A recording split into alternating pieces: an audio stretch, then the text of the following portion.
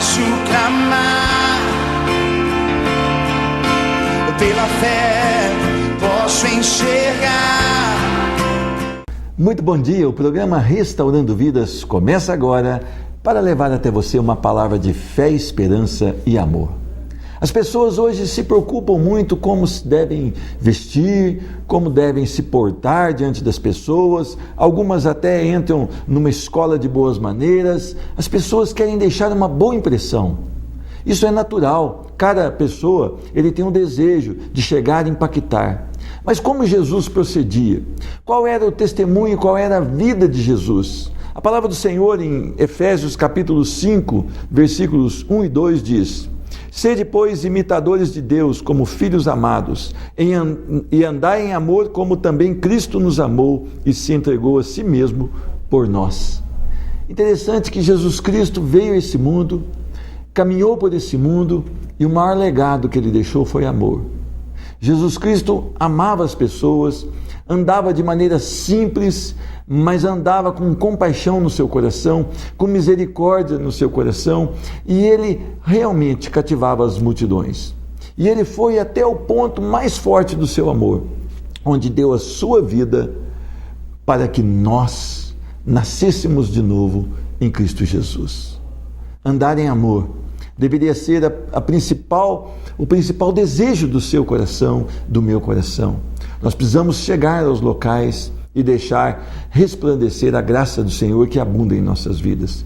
Que Deus te abençoe no dia de hoje, que você possa realmente impactar vidas, que você possa impactar os locais aonde você pisar.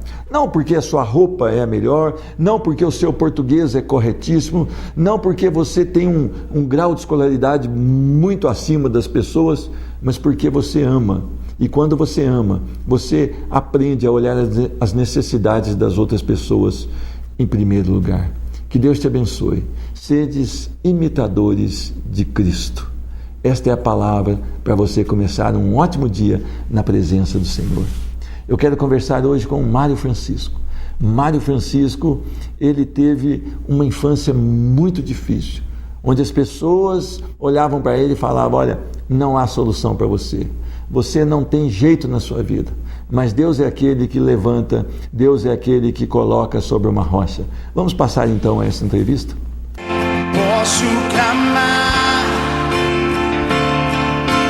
pela fé posso enxergar.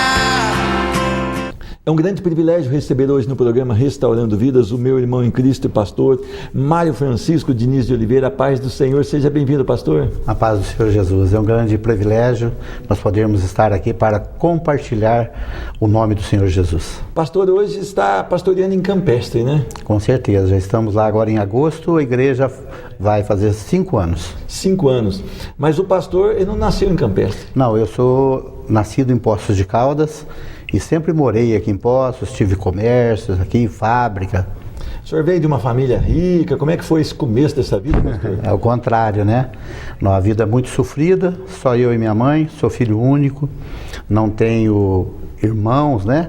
E também uma vida muito desregrada, porque a mamãe era alcoólatra e nós não tínhamos nem o que comer, uma vida muito simples mesmo. Ô pastor, do que o senhor se lembra, o seu pai, como é que era a relação com o seu pai no começo da sua vida? Então, na infância, né? Uma das coisas que me marcou muito foi quando as crianças iam para a escola e chegavam no dia dos pais e fazia aquela mãozinha para levar para o pai, a gravatinha, e eu pegava a minha e voltava para casa e não tinha para quem mostrar. Isso foi uma coisa que me marcou muito, por não ter o ato do pai, a figura do pai em casa. E isso aí também, agora no futuro, Deus tem me usado muito para que eu venha fazer esse ato paternal para pessoas, porque infelizmente as famílias do mundo hoje estão destruídas. As famílias perdeu-se o valor da família. A instituição mais falida hoje do mercado é a família. E Deus tem colocado, através da palavra de Deus e com amor, com esse sofrimento que foi dom permissível de Deus, para que eu pudesse ajudar essas pessoas, crianças, que também não têm os seus pais. Quer dizer que essa falta do seu pai, ele abandonou o lar, não é isso? Não tem dúvida, eu nem o conheci, nem sabia do que se tratava, como que foi, porque eu só tinha versão da minha mãe. E aos 15 anos de idade eu descobri, ela me falou quem era, e eu o procurei. E para meu espanto, a hora que eu cheguei lá, ele falou que teve o problema sim, mas que a culpa não era só dele. Mas não quis entrar em detalhe, não me chamou de filho e deu apenas um dinheiro para levar. E eu fui para casa chorando e entreguei para minha mãe, porque tudo que eu queria é que ele me chamasse de filho. Essa figura, porque eu via as crianças, os meninos jogando bola, ô meu filho, que bom, ô meu filho, eu vou te bater, mas eu não tinha essa figura, sabe? Então isso fez muita falta mesmo. Agora, a sua mãe era alcoólatra, segundo o senhor mencionou no começo do seu testemunho. Como é que era essa relação? Filho único, né? Muito criança. Como é que o senhor conseguia ali suprir as necessidades de uma criança? Como é que a sua mãe entrava para ajudar nessa parte? Como é que o senhor fazia para conviver com isso? Eu creio que quando nós, segundo a Bíblia diz, né, que Deus nos amou antes de a nossa mãe ter nos concebido, eu creio que esse propósito de Deus se cumpriu na minha vida. Porque eu tinha tudo para ser um marginal. Porque eu chegava em casa, por 2 vezes a minha mãe colocou fogo na casa para nos queimar junto, né? A casa incendiou inteira e tentou me matar, ela tentava se matar e foi uma vida muito. Não tinha o que comer, só comia um pão com massa de tomate. Tanto que quando eu me casei, eu falei, não gosto de massa de tomate, porque pão com massa de tomate, e eu tinha que comprar o álcool para ela, ela cozinhava, tomava um pouco do álcool, e o resto ela cozinhava e me batia, fazia eu comer o pouco, só tinha um prato de comida e eu queria repartir com ela, mas não dava para os dois. Então foi muito difícil. Pastor, e como é que o senhor fez para se virar, para ganhar um dinheirinho extra? Então, no começo, né, com 8 anos de idade, 9 anos, a minha mãe trabalhava de manicure em um salão de cabeleireiro. E eu fui ser engraxate. E eu vivenciava também aquelas pessoas tratando-a com desrespeito, e aquilo me chocava muito. O próprio patrão dela, isso me marcou muito, não esqueço, que ele falava assim, que filho de cachaceiro e engraxate poderia dar o que na vida? Não poderia dar nada. E eu gravava aquilo e falei, mas um dia eu vou crescer, e a minha mãe não vai sofrer.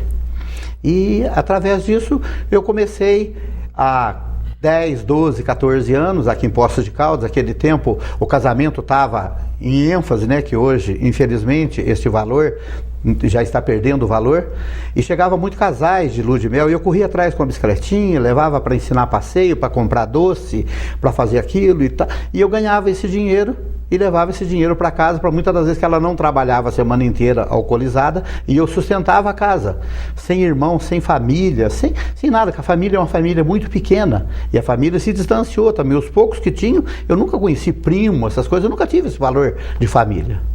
Então quer dizer que essa infância, ela traz marcas, né, pastor?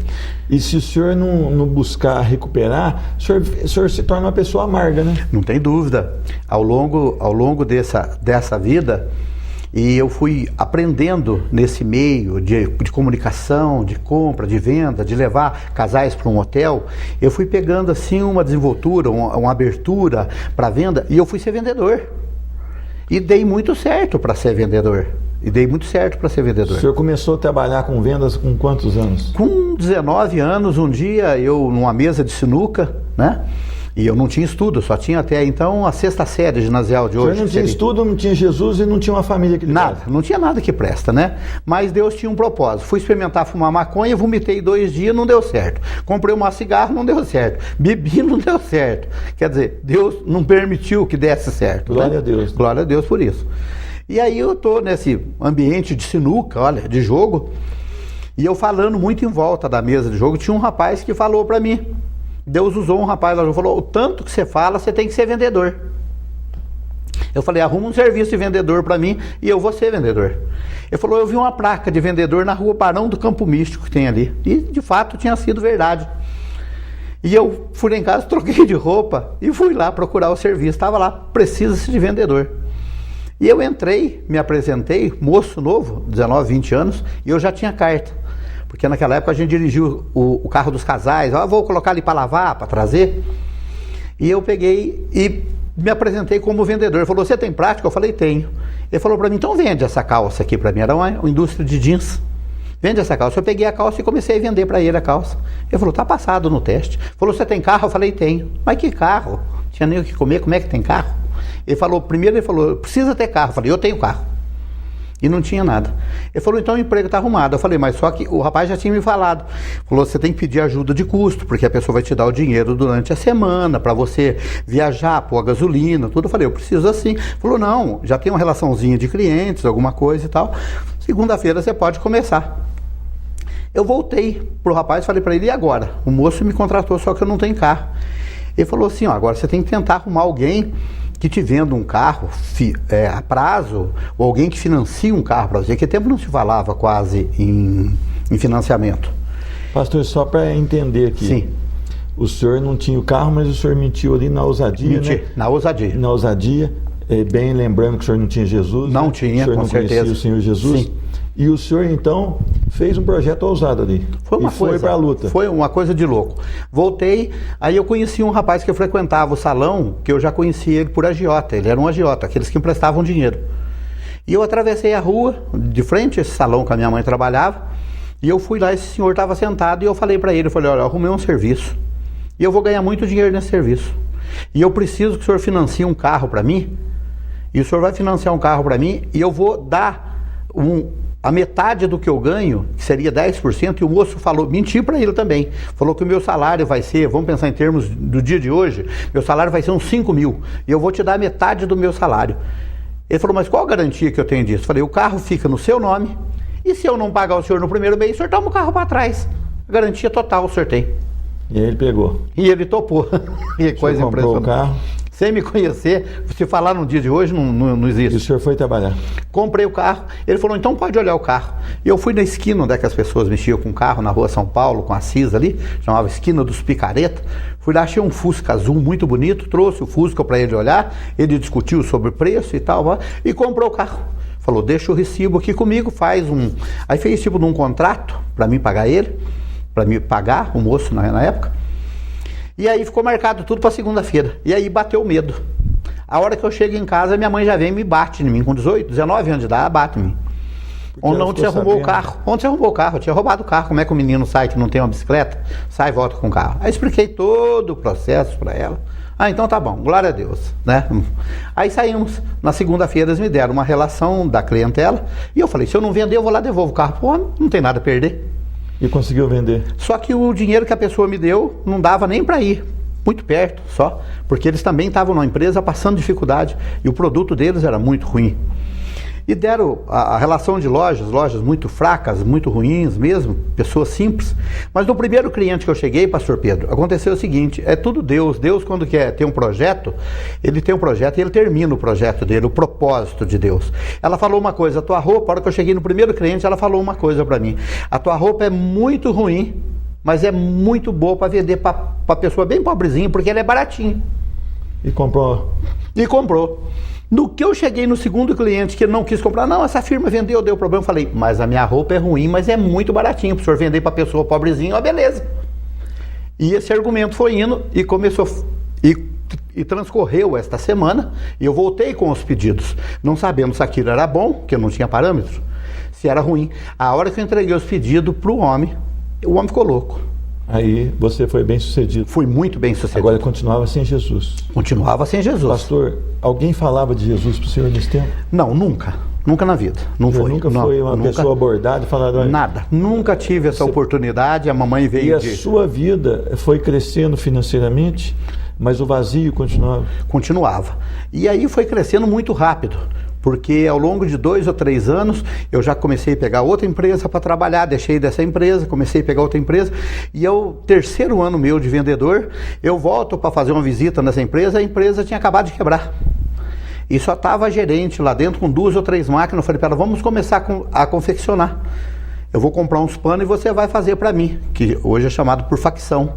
E eu comecei a fazer essas roupas, essa moça foi ser minha gerente depois, e depois aí eu já tinha 40 costureiras, já fabricando para PR Cardan na época, que era uma firma muito boa, já tinha um ganho muito bom, mas continuava sem Jesus. E quem que mostrou Jesus para o senhor? Então, aí chega no momento em que o homem, a Bíblia relata, né, que de que adianta o homem ganhar o mundo inteiro e perder a vida eterna. Eu sei disso hoje. Eu fui cortar o cabelo e um rapaz, que era o cabeleireiro, falou para mim que ele tinha tido um sonho comigo e que eles estavam expulsando o demônio na minha casa. Eu falei, agora você pega esse pastor e vai lá expulsar o demônio, porque eu já estou com a cabeça quente, você falando um negócio desse. E ele foi lá, o pastor fez uma oração, não teve manifestação nenhuma, mas ele falou, a igreja está lá no domingo, se o senhor quiser mudar a sua vida, o senhor vai na igreja. E no domingo houve um tanto de transtorno na minha casa, como não havia paz mesmo em relacionamento com meus filhos na adolescência, andando de Mercedes, andando de BMW, mas Jesus não tinha. E a casa estava um transtorno? A casa um transtorno. Tinha dinheiro, mas tomava Lexotan para dormir, aquelas coisas mais loucas do mundo. E aí no domingo eu vou na igreja e eu não ouvi nada que esse pastor falou. Eu não me lembro nada. A única coisa que ele falou, se você acha que tem Jesus, mas sua vida está vazia, falta algo para a sua vida, você precisa de algo diferente, desafie esse Deus que eu estou pregando. Eu sempre fui arrojado como ousado, né? No início desse testemunho, eu virei para a parede e falei, se existe esse Deus que muda, que transforma a vida de uma pessoa, eu te dou minha vida, muda a minha vida. E eu tive um encontro com Jesus naquele momento, pastor. Naquele momento o senhor teve um encontro com Jesus? O senhor foi à frente? Fui à frente. Aceitou Jesus como Senhor? Aceitei Jesus como Senhor Salvador. E eu queria que as pessoas saíssem de lá para me ver, mas a igreja era grande. Eu falei, então agora vai com pessoas mesmo. Fui lá, chorei. Entreguei minha vida para Jesus. E dali para frente começou o transcorrer do ministério, de tudo, muito rápido. Porque a palavra se cumprindo. Onde abundou o pecado, superabundou a graça de Deus. Amém. Pastor, o nosso tempo se encerrou, mas semana que vem a gente vai falar de novo. Então eu quero agradecer o senhor e eu queria depois falar com o senhor como é essa vida com Jesus, tá bom? Vai ser a parte boa. Vai ser a parte Amém. boa. O programa Restaurando Vidas volta já já. Posso clamar pela fé, posso enxergar.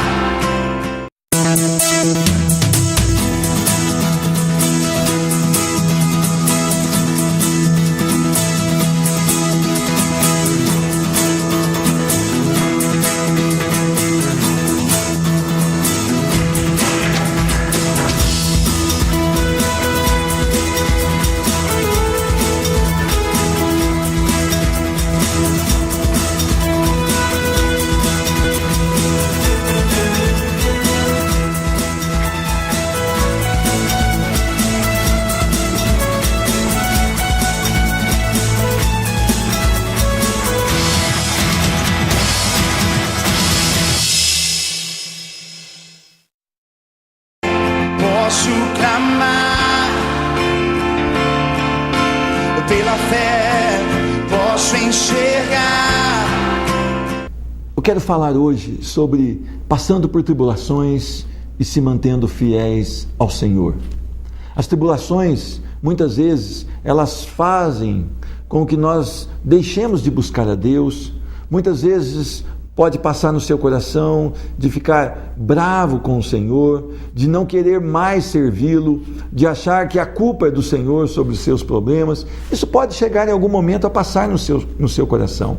Nós precisamos vencer as tribulações, nós precisamos entender que Deus está no controle das coisas, mesmo que aparentemente nós não estejamos bem, ou mesmo que você esteja passando por uma enfermidade, por um momento difícil na sua vida financeira, Deus está no controle de todas as coisas. E se você é um servo fiel, se você tem buscado ao Senhor, você mais cedo ou mais tarde vai compreender isso. Algumas pessoas já compreendem porque têm buscado uma vida de intimidade com Deus tão forte que quando ocorrem problemas, elas já sabem. Deus está no controle, eu creio que Ele tem o melhor para mim. Eu quero ler um texto da palavra do Senhor, onde Jó passa por uma grande adversidade. Jó capítulo 2, a partir do versículo de número 6. Disse o Senhor a Satanás: eis que ele está em teu poder, mas poupa-lhe a vida. Então saiu Satanás da presença do Senhor e feriu a Jó de tumores malignos, desde a planta do pé até o alto da cabeça. Jó, sentado em cinza, tomou um caco para com ele raspar-se. Então sua mulher lhe disse: ainda conservas a tua integridade? Amaldiçoa a Deus e morre. Mas ele respondeu: falas como qualquer doida. Temos recebido o bem de Deus e não receberíamos também o mal? Em tudo isto, não pecou Jó com os seus lábios. Amém? Vamos orar?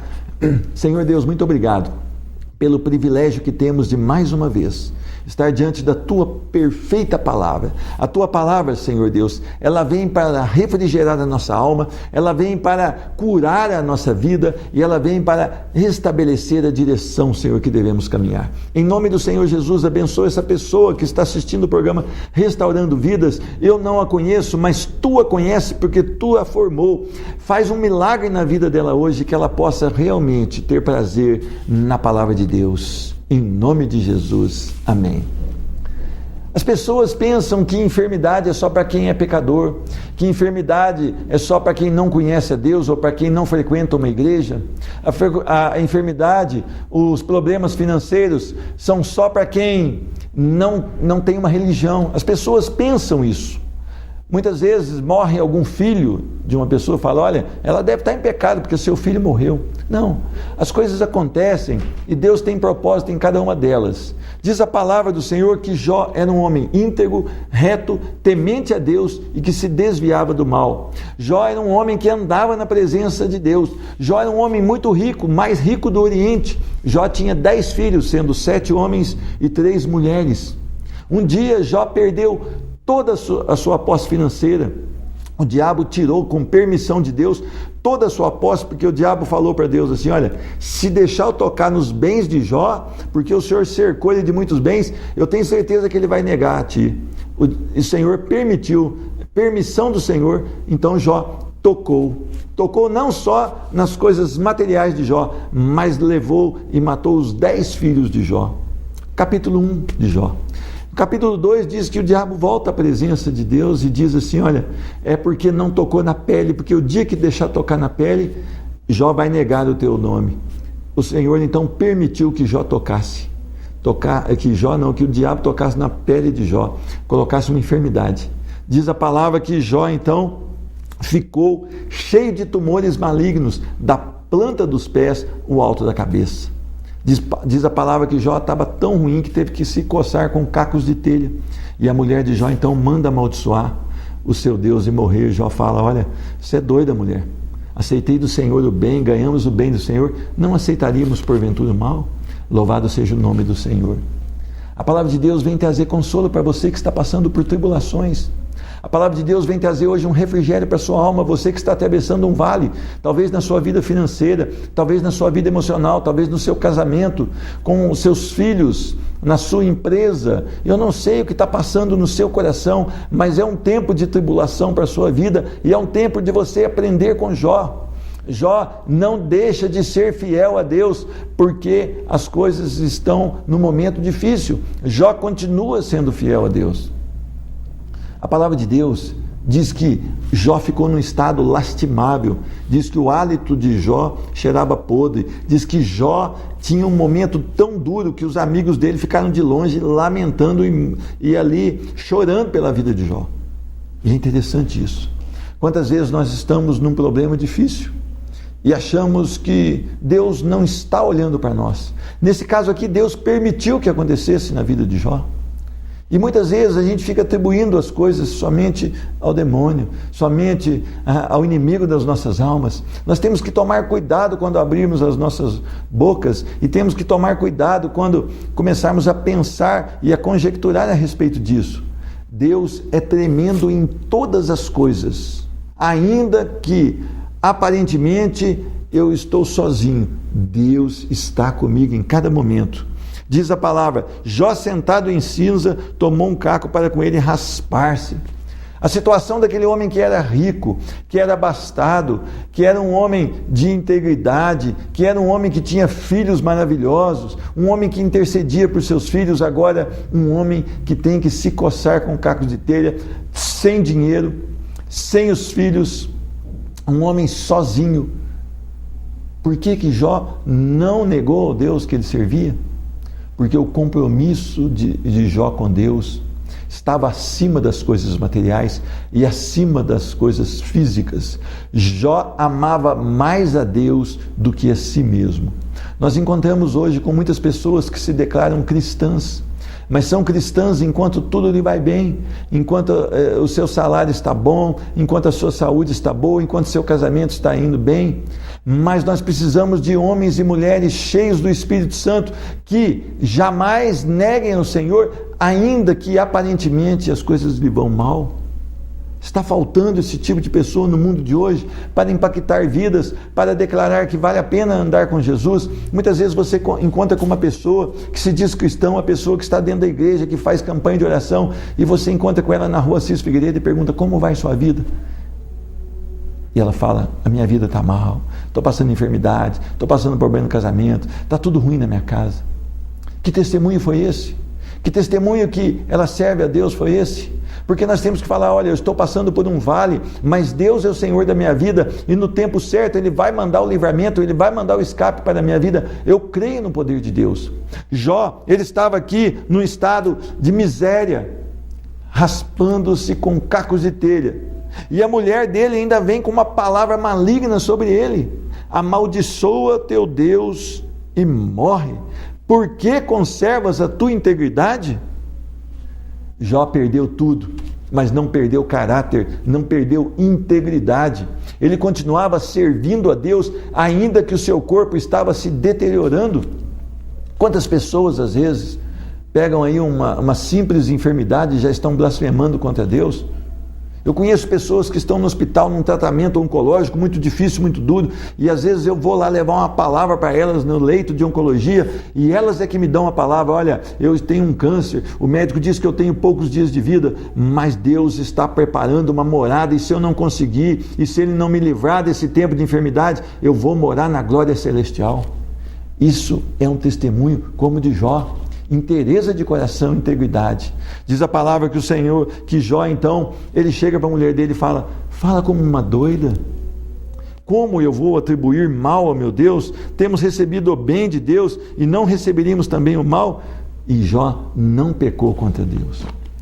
Jó mostrou porque era um homem honrado, porque era um homem que agradava o coração de Deus. Jó não atribuiu mal a Deus. Jó manteve-se independente das circunstâncias, crente no Senhor Jesus. E Jó depois tem a restauração em dobro de tudo que ele perdeu. Se você for no capítulo 42 de Jó, você vai ver que Jó, então, Deus abençoa ele novamente, e Jó é restaurado e não está mais enfermo e tem todas as suas posses em dobro. Sabe por quê? Porque Jó manteve inteireza de coração diante do Deus vivo. Você tem sido assim? Você ama Deus sobre todas as coisas? Você ama Deus independente das circunstâncias?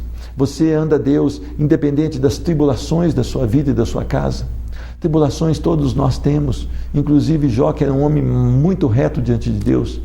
Mas o que é diferente na nossa vida é que nós temos o consolo nas tribulações, é que nós temos a certeza de que Deus não nos desampara. Creia no nome do Senhor Jesus. Talvez você esteja afastado do caminho do Senhor e hoje é um tempo especial que Deus está mostrando para você: volte para os caminhos do Senhor, volte, que Deus vai te abraçar, Ele não vai te acusar, Ele vai te perdoar e Ele vai restaurar a sua caminhada. Ele te ama e Ele quer mudar a sua história. Independente de como você está agindo nesses últimos tempos, se você se arrepender de coração, Deus tem uma vitória extraordinária para a sua vida. Creia no nome do Senhor Jesus e será salvo, tu e a tua casa. Ele é fiel e justo, e Ele não é homem para que minta, e nem filho do homem para que se arrependa. Eu quero orar por você. Senhor Deus, que bom nós podemos aqui, através da palavra Tua, Senhor Deus, meditar, enriquecer e buscar forças para continuarmos a caminhada. Senhor Deus, eu peço a bênção sobre essa pessoa que assiste o programa Restaurando Vidas, que ela seja tocada pelo poder da Tua palavra e que haja hoje nesse programa cura física, cura espiritual, salvação, reconciliação. Em nome do Senhor Jesus, faz um milagre nas famílias que ouvem o programa Restaurando Vidas e que estão cada vez mais querendo, Senhor Deus, experimentar da Tua graça e do Teu poder. Faz um milagre hoje, em nome do Senhor Jesus. Creia no nome do Senhor Jesus, busque uma vida de integridade com Deus, confia nele e o mais Ele vai fazer. Não é necessário que você fique totalmente transtornado, apenas descanse no Senhor, confia no Senhor e o mais Ele fará. Que Deus te abençoe. Posso clamar pela fé, posso enxergar.